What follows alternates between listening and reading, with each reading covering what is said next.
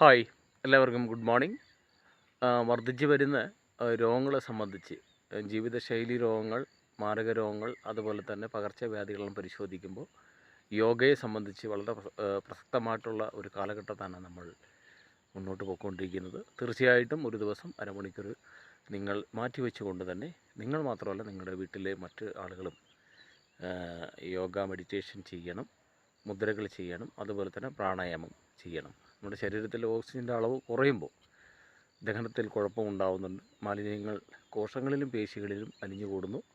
അത് രോഗങ്ങളായിട്ട് മാറുന്നുണ്ട് അല്ലേ. അപ്പോൾ നമുക്കിതെല്ലാം പ്രതിരോധിക്കാൻ കഴിയണം.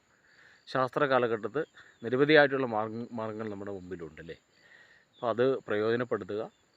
ഇന്ന് നമ്മൾ എന്നും രാവിലെ എഴുന്നേറ്റ ഉടൻ തന്നെ നമ്മൾ മലവിസർജനം വെറും വയറ്റിലാണ് നമ്മൾ ശുദ്ധവെള്ളം കുടിക്കേണ്ടത്. ഇപ്പം നിങ്ങൾ ചെയ്യേണ്ടത്, ഓക്സിജൻ കുറവ് ഉണ്ടാവും. രാവിലെ ആകുമ്പോൾ ഒരു 5 മണിയൊക്കെ ആകുമ്പോൾ നമുക്ക് ഓക്സിജൻ്റെ അളവ് തീരെ കുറവായിരിക്കും. ആ സമയത്താണ് നമുക്ക് പല രോഗങ്ങളെ സംബന്ധിച്ച് തിരിച്ചറിയാൻ കഴിയുന്നത്. പല ആളുകളും മരണപ്പെടുന്നത് ആ സന്ദർഭങ്ങളിലാണ് അല്ലേ. അതുകൊണ്ട് നമ്മൾ എന്നും പഞ്ച്വാലിറ്റിയോടുകൂടി നമ്മൾ ചെയ്യേണ്ടതാണ്. 5 തവണ ഇങ്ങനെ സ്റ്റാൻഡിങ് പൊസിഷനിൽ നിന്നുകൊണ്ട്, കണ്ണട ഉണ്ടെങ്കിൽ അലമാറയിൽ കണ്ണാടിയൊക്കെ കാണും, അതിന് മുമ്പിൽ നിന്നുകൊണ്ട് നമ്മൾ ബോഡി നട്ടൽ നിവർന്ന് നിൽക്കണം.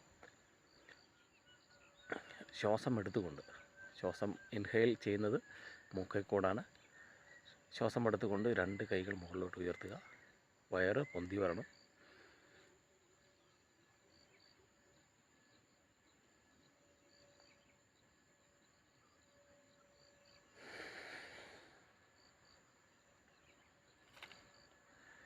വീണ്ടും